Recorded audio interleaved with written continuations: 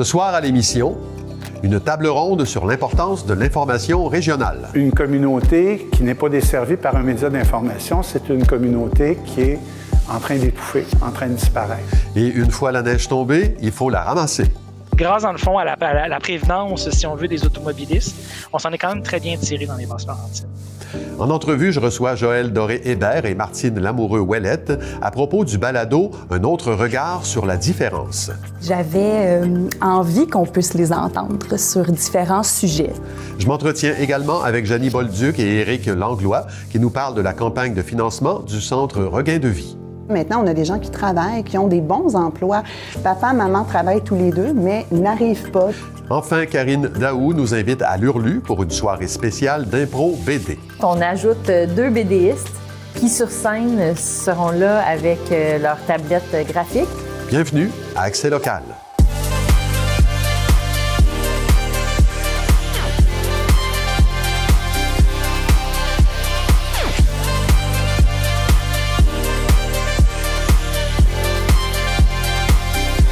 Jeudi 20 février 2025, bon début de soirée, c'est Claude Desjardins en compagnie de Clara Matéjonet. Bonsoir Clara. Bonsoir Claude. Hier, il y avait une table ronde sur l'importance de l'information locale. Ça avait lieu à Sainte-Adèle. Il y a été question des grands défis là, que les médias régionaux rencontrent en ce moment. À quoi on fait référence, Clara, quand on parle de crise des médias? Essentiellement, on parle d'une crise économique. Les médias, que ce soit la télévision, la radio ou les journaux, ont subi une chute de revenus dramatique durant les dernières années. Traditionnellement, les médias étaient financés par les publicités, mais les annonceurs ont maintenant migré vers ceux qu'on appelle les GAFAM, soit Google, Amazon, Facebook, Apple et Microsoft. En 10 ans, au Canada, les médias d'information ont connu une perte de 800 millions de dollars en revenus publicitaires qui sont plutôt allés dans les poches de ce fameux GAFAM. En 2020, la somme de tous les revenus publicitaires en ligne s'élevait à 9,7 milliards de dollars, dont la grande majorité reviennent à Google et Meta. Et évidemment, sans revenus, les médias sont obligés de couper des postes. Tout à fait. On se souviendra dans les 2 dernières années des centaines de postes qui ont été coupés dans les grands médias québécois. Pensons seulement chez TVA, Radio-Canada et Bell Media. Du côté de l'édition de journaux, le secteur est passé de 14 000 à 5 000 salariés en moins de 20 ans.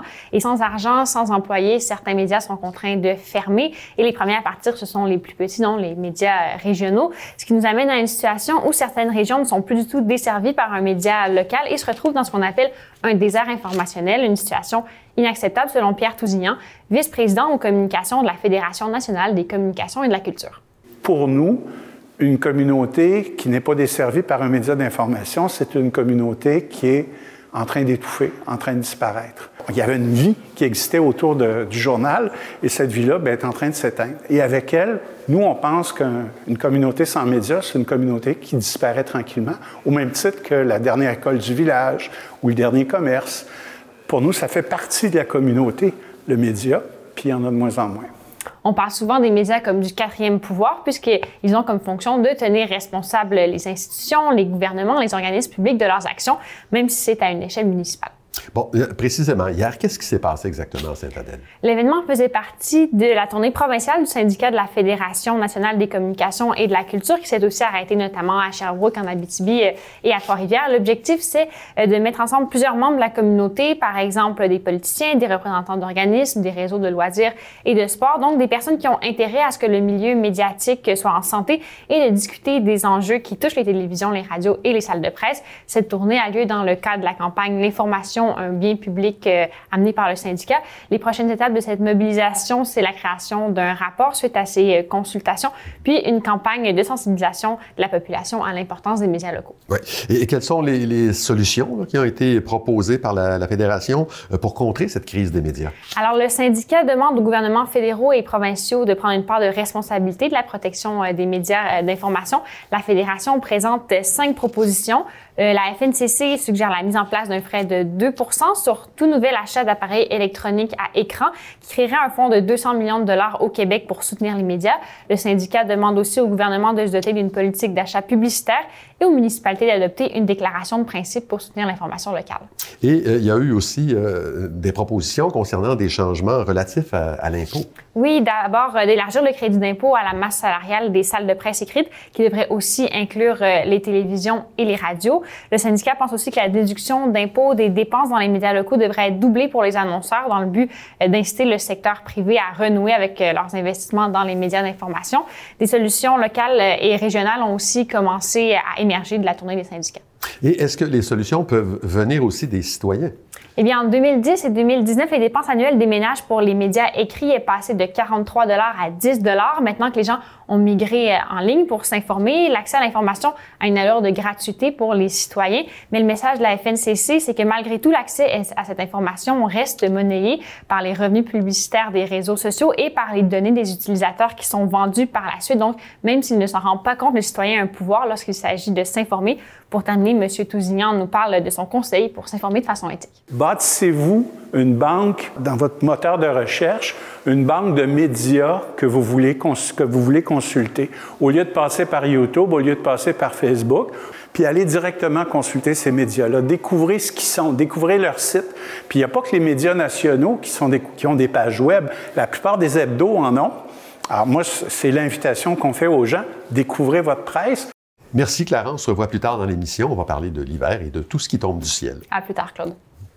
La ville de Saint-Jérôme confirmait le début d'une nouvelle étape dans le processus légal d'adoption des règlements liés à l'urbanisme lors de la dernière séance du conseil municipal. 16 nouveaux projets de règlement et une version bonifiée du règlement portant sur le plan d'urbanisme et de mobilité durable ont été adoptés. Conformément à la loi sur l'aménagement et l'urbanisme, ces projets de règlement feront l'objet d'une assemblée publique de consultation qui aura lieu le mardi 4 mars. Un appel de mémoire a aussi été lancé. Les cas de rougeole continuent d'augmenter dans la région des Laurentides. Depuis la mi-décembre, 17 cas ont été confirmés et depuis le début du mois de février, la maladie a touché 5 enfants non vaccinés âgés de 1 à 14 ans. Des milieux scolaires, primaires, secondaires et postsecondaires ont aussi été identifiés comme des lieux d'exposition. La direction de santé publique du Centre intégré de santé et de services sociaux des Laurentides recommande aux citoyens de vérifier leur carnet de vaccination et de se faire vacciner contre la rougeole s'ils ne sont pas adéquatement protégés. L'Académie des arts Trouve ta voix lancera sous peu un balado intitulé « Un autre regard sur la différence, mieux comprendre les personnes atypiques » qui proposera une plongée au cœur de la diversité et de l'inclusion. Pour en parler, je reçois Joëlle Doré-Hébert, qui est directrice artistique et philanthropique à l'Académie, en compagnie de Martine Lamoureux-Ouellette, qui a participé à l'un des épisodes de ce balado. Bonsoir à vous deux. Bonsoir. Bonsoir. Je vais commencer avec vous, Joëlle. L'Académie des arts Trouve ta voix, c'est un endroit formidable où on permet à des gens atypiques d'évoluer, de s'exprimer dans un contexte, dans la pratique des arts. Vous le faites publiquement souvent. Là, vous le faites sous forme d'un balado. Je vais vous demander peut-être de nous résumer un peu le projet de balado. Oui, tout à fait. En fait, on a eu envie un peu de suivre la vague des balados, l'engouement derrière les balados, et de donner une voix aux participants de notre organisme parce qu'ils ont des expériences justement atypiques. Et malheureusement, je pense qu'ils n'ont pas suffisamment d'espace pour pouvoir en parler. Et j'avais envie qu'on puisse les entendre sur différents sujets. Donc, on a décidé de faire un sondage auprès de notre communauté pour savoir de quoi ils voulaient qu'on parle. Puis, différents thèmes en sont ressortis, dont l'impact d'un diagnostic tardif, par exemple, ou l'impact de l'art sur des gens qui vivent avec une différence. Donc, c'est un peu comme ça que ça a débuté. Puis, par la suite, on est en équipe, on a un peu regardé les profils de nos participants, puis ceux qui seraient en mesure de nous faire des témoignages sur ces différents sujets-là. Et voilà, le projet a un peu débuté de cette façon-là. Parfait. Martine, bon, le balado n'est pas encore sorti, mais moi, j'ai eu accès à l'épisode dans lequel vous apparaissez. C'est un épisode qui parle des diagnostics tardifs. Ça a été votre cas. Toute petite, vous aviez eu d'abord un diagnostic de déficience avec anxiété. On avait ajouté, par-dessus ça, un trouble de la personnalité limite. C'était pas ça. Vous avez 34 ans maintenant. Il y a 7 ans, il est arrivé quelque chose. Vous avez eu un autre genre de diagnostic. Pouvez-vous nous raconter un peu votre histoire? Oui. Dans le fond, moi, j'ai eu un diagnostic d'autisme à l'âge de 27 ans. Oui. Puis j'avais toujours la déficience intellectuelle et tout ça. Puis Ça, j'étais une personne différente. Puis même quand j'étais plus jeune, je savais qu'il y avait quelque chose. Je n'étais pas comme les autres enfants. Ouais. C'était différent. Puis quand j'ai eu, plus que les années ont avancé, plus que j'avais des difficultés que les autres personnes n'avaient pas. Donc, on est allé au privé. Et puis, c'est là que le diagnostic d'autisme est arrivé. OK. Ça, qu'est-ce que ça a changé dans votre vie, là? Le fait de savoir que vous aviez un trouble de l'autisme plutôt qu'un trouble de la personnalité limite? Bien, ça a quand même changé beaucoup de choses. Ouais. Parce que ça a permis de me comprendre, d'avoir de l'aide adéquate pour ma situation. Et puis, depuis, ça va beaucoup mieux. J'ai des suivis, j'ai de l'aide, je comprends mieux les choses. Donc, ça a fait une grosse différence. Donc, on vous a donné des outils pour gérer ça, ce trouble-là. Oui. Joël, est-ce que vous connaissiez Martine avant le nouveau diagnostic? Non, je connaissais pas Martine. Ça s'est fait pas mal au même moment, en fait, ton arrivée à l'académie, parce que justement, en ayant un diagnostic, bien, elle a pu avoir des ressources pour l'aider, dont l'académie finalement. Puis je pense que Martine, si je me trompe pas, tu t'es pas mal découvert au niveau artistique avec nous. Puis nous, on a découvert une Martine avec de grandes forces artistiques, autant en art visuel qu'en danse, par exemple. Puis ça lui a permis, je pense, de s'épanouir aussi beaucoup et de créer des liens d'amitié dans l'académie. Oui. Oui, parce que ça, c'est important aussi. Vous parliez de la difficulté que vous aviez à vous faire des amis. Là, à l'académie, le problème s'est réglé un peu. Oui, bien, j'ai rencontré d'autres personnes qui sont comme moi. Ouais. Je me sens à ma place, je me sens bien.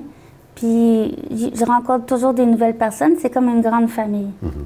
À la fin du balado, vous parlez d'un rêve que vous avez. Est-ce que vous pouvez le partager avec nous? Oui, j'aimerais être porte-parole pour les femmes qui ont de l'autisme, qui sont diagnostiquées autistes très tard et qui ne sont pas écoutées, soit par les médecins, soit par les autres personnes. Donc, moi, j'aimerais pouvoir les accompagner et les aider pour pas qu'ils vivent ce que moi, j'ai vécu et tout ça, pouvoir les accompagner. Bien, c'est un beau projet. C'est déjà commencé, d'ailleurs. Vous êtes une excellente ambassadrice. Joël, en terminant, le lancement du balado, ça va être un événement public. Dites-nous rapidement où, quand et comment ça va se passer. Oui, ça va se faire à nos locaux, au 34 boulevard Boutillier à Rosemère. Puis, en fait, on peut s'inscrire pour y prendre part via nos réseaux sociaux. On l'a annoncé. Et c'est gratuit. C'est formule 5 à 7. Bien, merci beaucoup et bon lancement. Merci à vous. Merci. La Ville de Lorraine lance la toute nouvelle plateforme avislorraine.ca. Celle-ci permet à la population de s'informer en temps réel grâce à des alertes au sujet des avis municipaux, des urgences, des travaux et plus encore. Il est possible de vous y inscrire dès maintenant tout en choisissant vos modes de communication préférés. Les membres du syndicat des cols bleus et des cols blancs de la ville de Saint-Colomban ont voté à 73,6 % en faveur de l'entente de principe conclue avec l'employeur. L'entente a été confirmée lors de la séance ordinaire du 11 février dernier.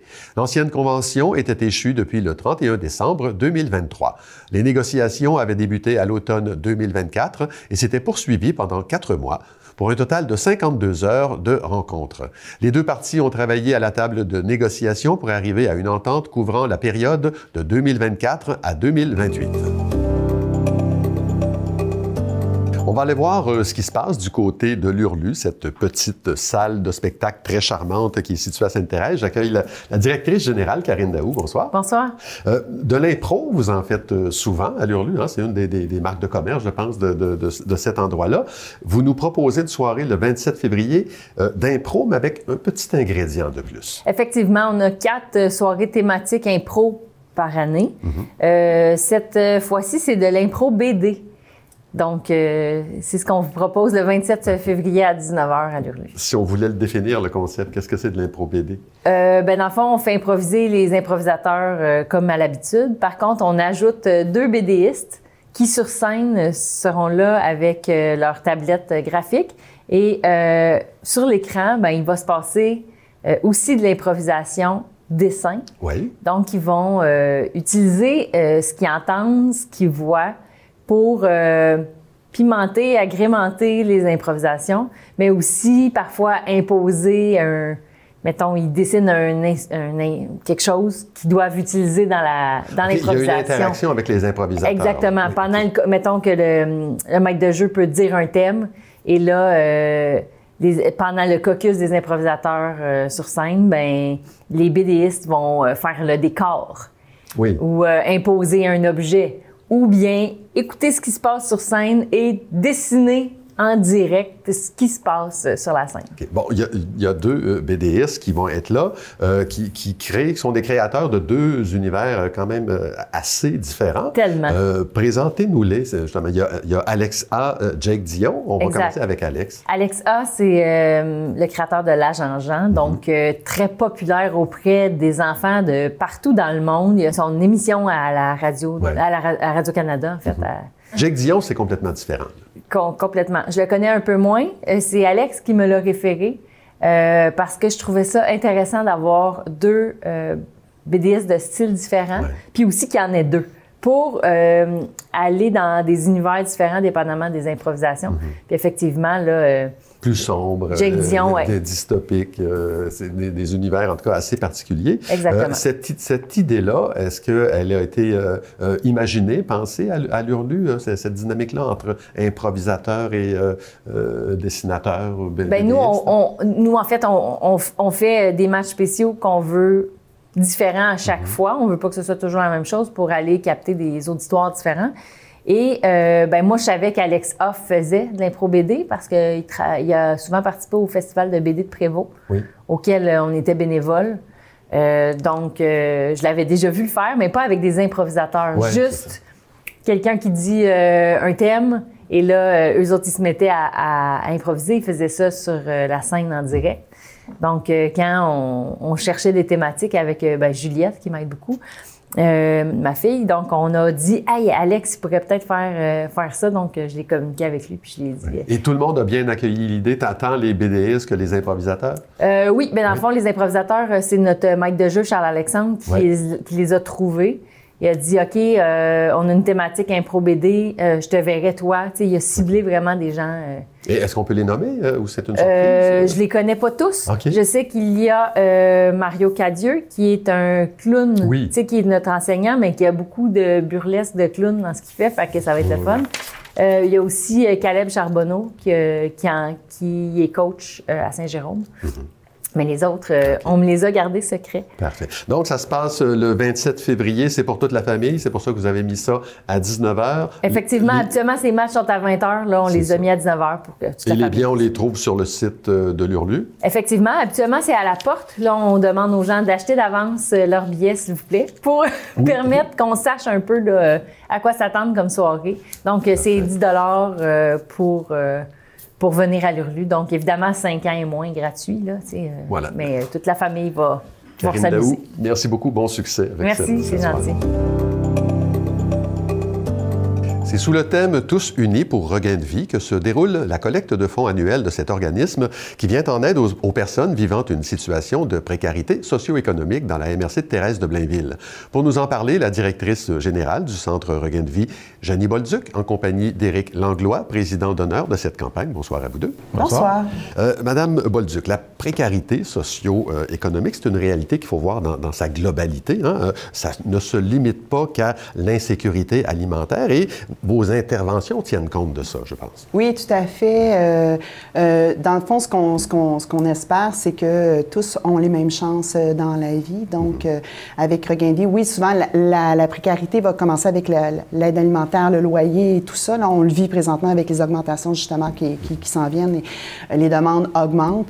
Mais aussi, dans l'accompagnement, on souhaite que les enfants aient tous la chance de partir sur le même pied avec. Fait que c'est pour ça qu'on offre d'autres services aussi autres que l'aide alimentaire là, à Regain de vie. Est-ce que c'est juste de dire qu'une personne qui vit seule, même si elle a un emploi là, pour lequel elle reçoit un salaire décent, risque d'avoir quand même des difficultés à Si vous saviez comment que la clientèle change, justement. Hein? Avant, on avait les gens souvent, sans emploi et tout ça. Maintenant, on a des gens qui travaillent, qui ont des bons emplois. Papa, maman travaillent tous les deux, mais n'arrivent pas, doivent faire des demandes à nos services. Fait que oui, ça change, le visage change. Pour aider, M. Langlois, pour aider l'organisme à remplir sa mission, il y a cette campagne annuelle là, qui se déroule cette fois sous le thème, on l'a dit, Tous unis pour Regain de vie. L'objectif est quand même assez ambitieux, c'est 100 000 $. Vous êtes le président d'honneur de la campagne, vous êtes aussi président du Centre d'art et de culture de Sainte-Thérèse. Dites-nous pourquoi vous souhaitez aider Regain de vie et comment vous comptez vous y prendre. Écoute, nous, le centre au départ était conçu pour aider la communauté, pour ramasser des fonds pour la communauté, pour offrir des lieux pour la communauté, puis ramasser des fonds pour des organismes comme... Regain de vie. Comme Regain de vie. Comme Regain de vie. Et puis, nous, moi, j'ai 5 enfants, puis on est très... J'ai vu faire des grands yeux. Oui, mais ça, c'est plutôt rare. Vous me Et puis, c'est ça. On est une famille très dans le partage, puis on est conscient du besoin actuel. Puis moi, j'ai un très bon réseau. Ça veut dire je commence à solliciter tous les gens autour de moi. Puis là, je travaille pour travailler avec la Chambre de commerce pour essayer de faire quelque chose. Et de quelle façon on va collecter cet argent-là? 100 000 $, c'est pas rien? Oui, bien, dans le fond, on a envoyé à nos partenaires un public reportage et tout ça. Les gens peuvent acheter des commandites, soit bronze, inox et tout ça, là, tout dépendant, puis il y a de la publicité qui va avec. Ou les gens de la communauté aussi, tout simplement, peuvent par le site Internet là, donner le montant qu'ils veulent. C'est tellement facile. Oui, exactement. Oui, tout à fait. Avec un clic de faire un don. Exactement. Exactement. 100 000 $, donc, comment est-ce que vous comptez l'utiliser, cet argent-là? Bien, le 100 000 $, une des premières choses pour lesquelles on va l'utiliser, c'est de pouvoir maintenir nos services d'haltégarderie à 5 jours semaine. Oui. Okay? Parce qu'on est financé par le ministère de la Famille, mais malheureusement, la partie haltégarderie n'est pas financée à 100 %. Donc, pour pouvoir, on parlait tantôt que tous partent égaux dans la vie, donc il y a une partie qui va servir à financer notre haltégarderie. Et aussi, on doit faire un virage, nous. Hein? Je ne sais pas si vous êtes au courant, là, mais le Centre Regain de vie était à la base un centre pour familles monoparentales. C'est des familles monoparentales qui se sont réunies ensemble. Et avec le temps, les anciennes directions, membres du conseil, avaient pris une petite... notre clientèle avait des besoins, donc on a évolué avec les besoins des gens. Mais là, le ministère de la Famille nous a dit, oups, malheureusement, vous devez revenir maison de la famille. Donc, on veut vraiment maintenant... Cet argent-là va servir maison de la famille, à faire des activités, cuisine collective pour les familles, ouvrir des heures d'ouverture différentes aussi pour permettre aux familles qui travaillent d'utiliser nos services. Donc, c'est vraiment à ça que l'argent va servir. Oui, la capacité d'ouvrir 5 jours, ça, c'est une difficulté que rencontrent beaucoup d'organismes tout à fait. Oui. Monsieur Langlois, vous dites que vous êtes en contact avec la communauté d'affaires.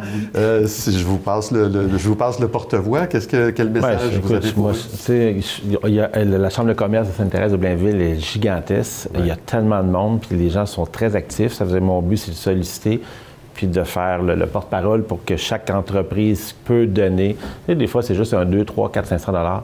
Mais 500 $, il y a beaucoup d'entreprises qui peuvent le donner. Et puis le 100 000 peut se ramasser. Oui, et plus. C'est comme, on a plusieurs entreprises qui font des 40, 50, 100 millions de chiffres d'affaires dans le secteur. Là. Ça veut dire, ils peuvent donner. Moi, mon but, c'est d'aller... C'est ça votre boulot. Oui. Je rappelle que cette campagne-là, elle se poursuit jusqu'au 31 mars. On n'a qu'à aller sur le site web du Centre Regain de vie. Puis, tout à fait. Tout est là. Jeannie Bolduc, Éric Langlois, merci beaucoup d'avoir été là. Merci. On est de retour avec Clara Matéjonet. Clara, il suffit de mettre le nez dehors pour constater la quantité de neige qui est tombée au cours du dernier week-end. Vous faites le point aujourd'hui sur les conséquences dans la région. Oui, Claude, donc des chutes de neige entre 70 et 100 cm qui ont été enregistrées dans les Basses-Laurentides. Ça vient avec son lot de complications dans les transports, que ce soit en voiture, en autobus et même à pied. Des retards ont été enregistrés pour les trains et les autobus d'Exo. Ça se fait encore ressentir dans le réseau ces derniers jours. Du côté du réseau routier, il y a eu 2 entraves majeures de la circulation. La 640 a été fermée dans la nuit du 13 au 14 février à cause d'un poteau d'Hydro-Québec qui a été endommagé. Du côté de Mirabel, une accumulation de neige sur le boulevard Arthur-Sauvé a forcé l'arrêt de la circulation puisque plusieurs véhicules s'étaient enlisés. Tous les résultats n'ont pas encore été compilés, mais les premiers chiffres parlaient d'une trentaine d'incidents le 13 et le 16 février sur la route. Selon Maxime Poursol, qui est conseiller en communication au ministère des Transports, le pire a été évité. On peut l'écouter. Le fait que les écoles étaient fermées dans les centres de services scolaires de la Rivière-du-Nord et des Mille-Îles, ça leur réduit énormément, évidemment, le nombre d'usagers sur la route. Et puis, je pense également que plusieurs automobilistes ont décidé d'éviter les déplacements là, avec les prévisions qui avaient été annoncées. Donc, grâce dans le fond à la prévenance, si on veut, des automobilistes, on s'en est quand même très bien tiré dans les Basses-Laurentides.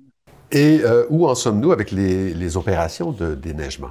Pour ce qui est du réseau routier sous la juridiction du provincial, sur les autoroutes et les routes collectrices, le gros du déneigement est déjà fait. Ensuite, ça dépend de chaque municipalité. Celle-ci rappelle de respecter les interdictions de stationner s'il y a lieu et de pelleter la neige sur son propre terrain plutôt que dans la rue ou sur les trottoirs. Les bornes fontaines sont déneigées par les villes, mais le déneigement des boîtes postales est sous la responsabilité de Post Canada. Bon, il y a beaucoup de gens que ça rend grognon, là, cette neige-là, mais il y en a qui sont contents aussi. Oui, bien sûr, les amateurs de glisse, les stations de ski aussi et les motoneigistes. Il y a quelques semaines, je faisais justement un topo à ce sujet. Les sentiers de motoneige n'étaient pas encore ouverts dans la région, faute de neige. Et bien maintenant, la majorité des sentiers sont praticables. D'accord. Et bon, au cas où ça se reproduise cet hiver, ça va sûrement arriver encore. Quels sont les conseils de sécurité là, pour les personnes qui s'aventurent sur le réseau routier pendant une tempête de neige? Monsieur Coursol prône la prévoyance. Il recommande d'avoir une trousse d'urgence prête dans son véhicule. Il nous explique ce qu'on devrait y retrouver. Donc, avoir une pelle, d'avoir assez évidemment de liquide lave-glace et tout ça, mais même, je vous dirais, aller plus loin que ça, avoir une couverture chaude, avoir une lampe de poche, avoir des piles de rechange. Merci Clara, on se revoit mardi prochain. Au revoir Claude. Ben voilà, c'est tout pour aujourd'hui. Merci beaucoup d'avoir été là. L'émission Famille unie, communauté forte suit à l'instant. Je vous invite aussi à consulter l'ensemble de la programmation au tvbl.ca. Au nom de toute l'équipe, je vous souhaite une excellente soirée à notre antenne et une très belle fin de semaine.